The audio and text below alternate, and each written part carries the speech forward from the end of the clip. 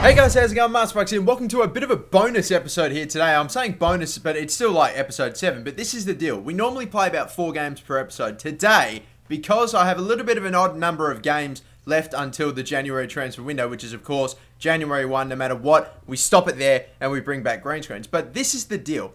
I've got 6 games left to go in the season, and of course 1 game here against Bolton is going to start off the episode.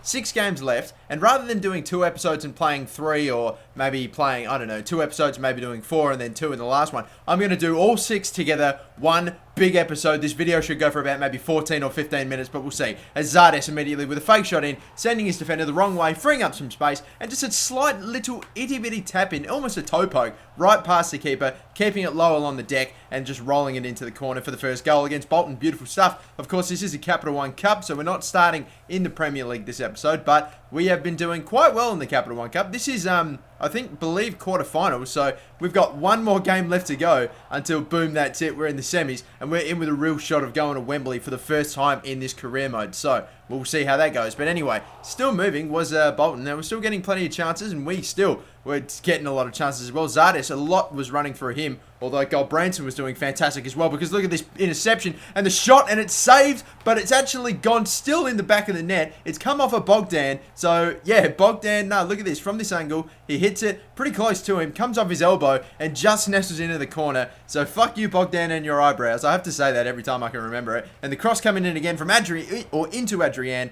nearly that time.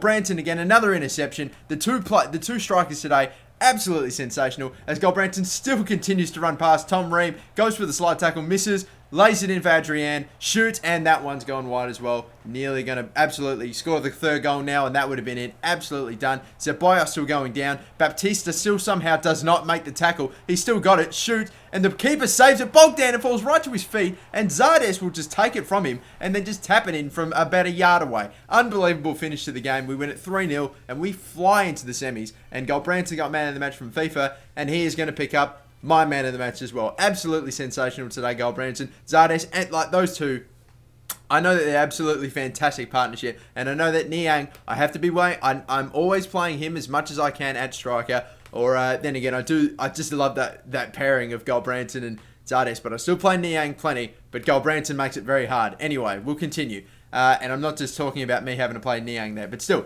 we'll continue on. We've got the offer for Portugal, which is not bad. I rejected that. But now we look into the scout report. My 2-star scouts, my crappy scouts that I bought on the cheap, have been able to pull a beautiful Belgium left goalkeeper that unfortunately I won't be able to get because, as you recall, I spent all the cash that I had loaning in players like Romagnoli, Niang, and all those players. So I don't actually have the cash to sign him. The player, his name was Maxime Lumanza, who's like a shorter at the time goalkeeper, but he had a minimum potential of like 75, max of 94, and like a max overall currently right now of about 74, which was insane for a scout of our quality to find someone like that. And then we found another good English player, Piero Howe, who was about a maximum of a 62 and had a really high potential as well. So this is good. We found 2 fantastic players, one from Belgium finally, and another Englishman, all in the same month, which was terrific. It's a great effort from the scouts and the quality of the scouts that I have to pull out those players. So at the moment, we have 3 players that we're really looking at. One that we've already got, Rene Hawkins, in our youth academy, but we've got 2 players that I'm going to have to wait until I actually get a little bit of cash in for me to be able to sign them, and hopefully we're able to make a sale within the first like 5 days of the January transfer window, because if we don't, and we don't get the cash in by then, as we can see to Swansea by the way in the first Premier League game of the episode, then I won't be able to sign any of the 2. But I'm pretty confident that I'm probably going to sell someone within the first 5 days. I got a bit of a suspicion that I've got plenty of players that, as I thought that one nearly went in, I've got plenty of players that I gave a lot of games to last season and have barely played this season, like a lot of players that were from the team straight away, but unfortunately, as you can see there, one of my players sticking out a leg and actually deflecting off it. I'm not too sure who, maybe Graham Shinnie, but still, it comes off of his foot and goes into the net. It is given as an own goal too, so poor bloke. And then Swansea go up the other end and just hold the ball with 2 goals up. Come on, but still, we're going to lose that game 2-0 away, unfortunately, to Swansea. Not much we can do about that, sadly, but still, not an awful lot really that could be said about that game. You can see not a lot of very high ratings, but I still have to give a man of the match. And my man of the match actually going to go to Sam Byram. I've got it written down here, apparently. I'm just looking from that little highlights package. You can't see an awful lot of him, but What are you going to do? He got man of the match for that one. So, hey, at the time, I must have been pretty confident. But still, we'll continue. A game now against Chelsea. Now, I know that I've already got... I don't know what I think I already know what I'm going to make the title of this episode. Chelsea, Man City, Arsenal, 3 massive games in this one episode. It's going to be so great. But now we continue. Chelsea playing that 4-2-3-1 formation with Loic Remy up top. And they've got a lot of great players on the bench. Fabregas, Felipe Luis, Courtois on the bench.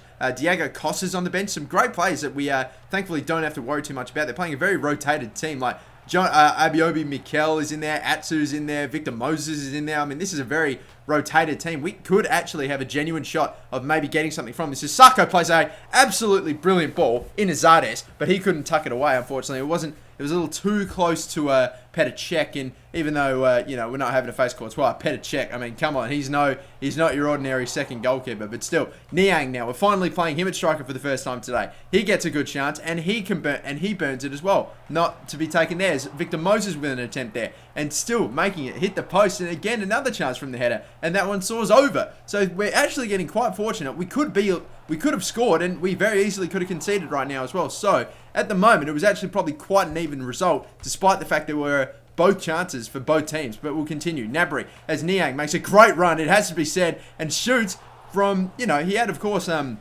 man around him, but seriously, you thought that maybe he could have at least put that on target. As Gnabry comes out of nowhere, makes a tackle. Niang with his 3rd attempt on goal so far in this episode, and still can't make it happen. All off target, couldn't get anything to go on target. Petr Cech maybe probably would have saved them anyway, but Niang had plenty of efforts, plenty of chances, couldn't make anything happen. It was a little bit disappointing, but still, we have to give a man of the match to someone, and it's going to go to a player that you must have seen a little bit, Gnabry. Of course, he did get quite a few interceptions and and he was pretty key in a few plays that we were creating chances in, and unfortunately for him, no, he just couldn't get that goal. But thankfully, we weren't able to we didn't concede either. So I will take a 0-0 draw against Chelsea, even though they're not doing as amazingly in this season as what they are in real life this season. But that's okay though. Arsenal, by the way, are the team on top as we go into our next Premier League game against Stoke. Now, Lewis Cook in the game as well. He's got plenty of players around him, and he whips in a beautiful cross into Zardes, and the header was a strong one as well. Plenty of power behind it, just too close to their keeper and Jack Butland, or I believe that's what it is. Anyway, the save, the shot from Stoke goes straight to Silvestri. He makes a good save, but the parry, how many times do we have to say this? It just goes straight to one of their players, and they just tap it into an empty net, or in this case, head it into an empty net. As we see, I believe that was Liam Moore come charging in from distance and is able to somehow stick out a foot and block the shot. Great defending, and still continuing on now with Zardes running through. He's behind the line of defence. It's still a tough angle shoots. It's saved by their keeper, but then it deflects off of one of their defenders and nearly rolls in off of a powerful deflection into the back of their own net, but just going wide, unfortunately for us. Good fake shot from Zardes, gets fouled on the edge of the area, and that's going to be a chance for Adrian to maybe bend something around. Doesn't try to curl it around, tries going over the top. Can't make it happen. Niang's in there, making a good strike, making a good tackle, trying to cross it into Zardes, who can't get there. Just flings his body at it. Still can't get anything on there. Zardes now on the wing, still moving. He's getting everything going right now. He actually roulettes past his defender and finishes it strong in the bottom right-hand corner. The keeper can't stop that one. Their keeper had been brilliant all game, but finally we put one past him, and it's going to be another draw. We score late on with Zardes, who was sensational today, but just a one goal, and yeah, that's going to end in a 1-1 draw. Again, another draw against Stoke. I don't know. Maybe we could have gone for the win there at home, but still, my man of the match will go to Silvestri, as was FIFA 15's man of the match as well. Zardes did do quite well on offense, and he was on the end of a lot of chances. He did about as good as he can with most of the chances he was given.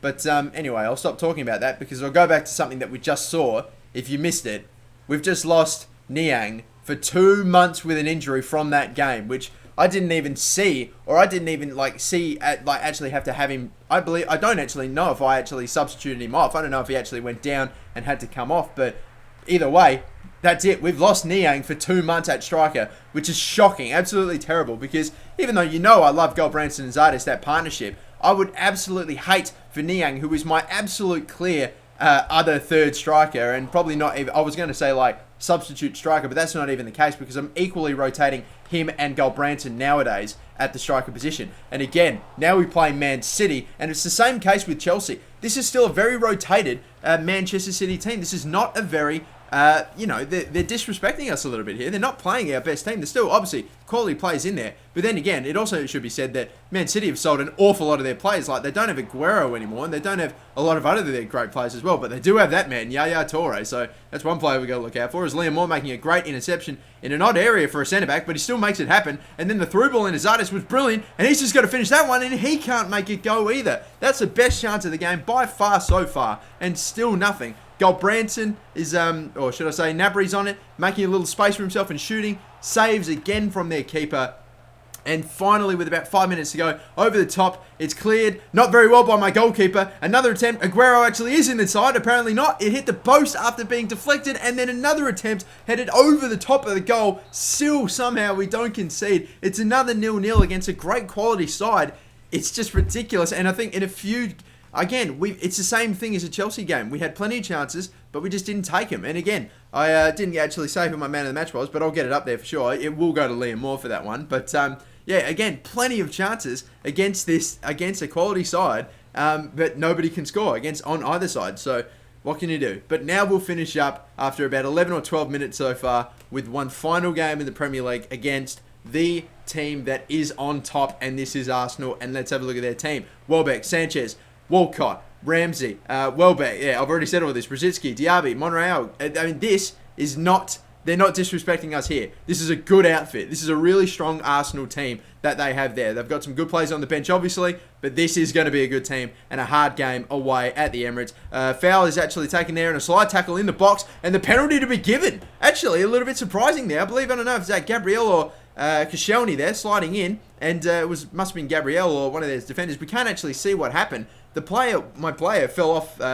It's just out of screen a little bit, it would seem. But Sarko, my designated penalty taker, to finish it within the first 10 minutes, and we're leading against Arsenal. Maybe a bit of a gift. I will take that. But again, I will take that. And Sanchez going right around my defender. The cross, Tice Browning, a little bit too short and nearly is out-headed. And nearly conceding, I believe maybe it was Welbeck. I think it was on the end of that one. But still Rosicky continuing on there. Welbeck still with another shot. And that's a absolute shank going into the lead support. But that will end the half at 1-1, or at 1-0. And still, Branson now trying to get the touch, but a little too heavy. Giving it right back to Arsenal. Sanchez running in. And another attempt going wide. Now, this is getting a little bit concerning because it was all Arsenal at this stage. The crosses, as you can see, were coming in. And a lot of attempts. Zardes came absolutely barreling in and headed it right back into our own box. But then they headed it straight back to Adrian with a really just poor header. And Adrian goes past Koscielny with a little bit of pace and a good turn. He's one-on-one. Koscielny slides. Goes to finesse it. Just a little tap past the keeper, but he can't squeeze it into that corner. The cross comes in, Moore wins a header, doesn't get it out, and that's going to fall right perfectly to the Arsenal man and shoot it and score. And look at this on the replay. Headed to him, and it's gone through Byram's legs. Are you actually kidding me? In the 90th minute, he does it. He's right in front of him, and he somehow still gets to strike to go right through his legs. It's a perfect hit right in the corner. Silvestri can't stop it. What a way to draw the game. That's 3 draws against 3 quality teams, and we were on the verge of winning that game too. It was very disappointing. Silvestri will get my man of the match alongside FIFA's man of the match.